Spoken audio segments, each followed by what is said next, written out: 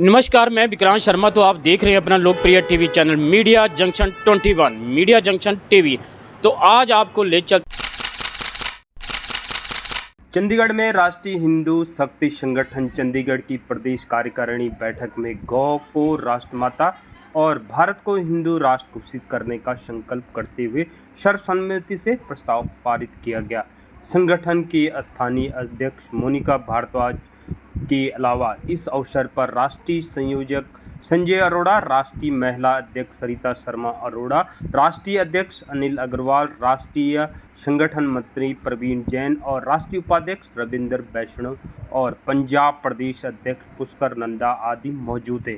इस press conference में राष्ट्रीय संयोजक संजय अरोड़ा और राष्ट्रीय कार्यकारिणी महिला अध्यक्ष सरिता शर्मा ने क्या कहा, तो आए सुनते हैं रोशनलाल शर्मा के साथ चंडीगढ़ प्रेस क्लब से।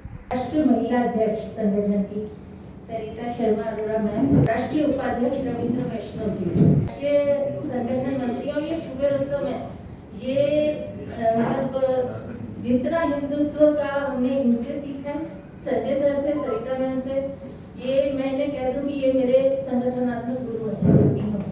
तो आज आप आए हो, तो मेरी जो तपस्या थी सर, मेरी जो आपका इंतजार था हम सबका, वो आज सच पूरा हुआ है। आप सभी के आने का बहुत बहुत धन्यवाद।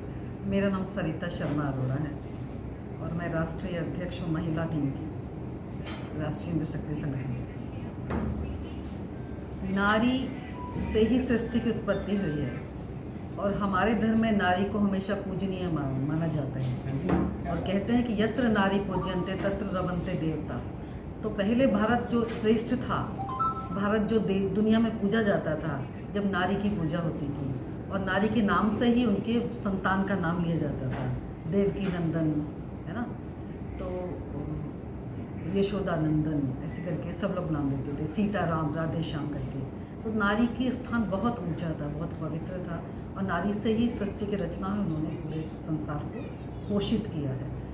तो अभी जैसे आप लोग धर्म की बात कर रहे थे, तो हमारा धर्म जो है वो विश्व का सबसे सुंदर धर्म है, जहाँ वसुधैव कुटुंबकम की भावना को लेकर साथ चलते हैं, जहाँ प्रत्येक जीव को बचाने के लिए उन्होंने भगवान, उनको किसी न किसी भगवान से जोड़ दिया है। गणेश जी का वाहन चूहा, और जो कहते कि चूहा हमेशा किसी अनाज को खराब करता है, दुश्मन। एक शिव परिवार को ही ले लीजिए ना, कि शेर माँ का जो है वाहन शेर होता है और भगवान का वाहन जो शिव का वाहन है वो है बैल।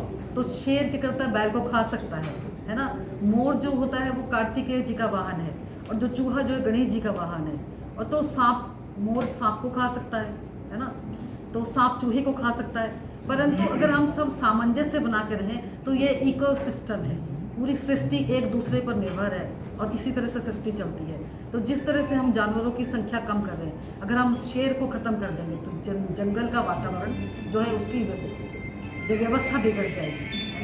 किसी भी जीव को ख़त्म करने से इसकी व्यवस्था बिगड़ जाती है। तो हमारे यहाँ तो हम हर जीव पे ईश्वर को दिखते हैं, जीव मात्र में ईश्वर को दिखते हैं, धर्म और संस्कृति के लिए काम करते हैं। हमारा हर रोज़ एक त्यौहार होता है। अभी भगवान, अगर विष्णु सो गए तो शंकर भगवान जी आ जाते हैं संभालने के लिए, उसके बाद गणेश जी आ जाते हैं, गणेश उत्सव, उसके बाद देवी भगवती के नवरात्रे आ जाते हैं। तो इस तरह से हम लोग ने हर दिन को एक त्यौहार की तरह मनाने का और जीवन जीने का तरीका सिखाया।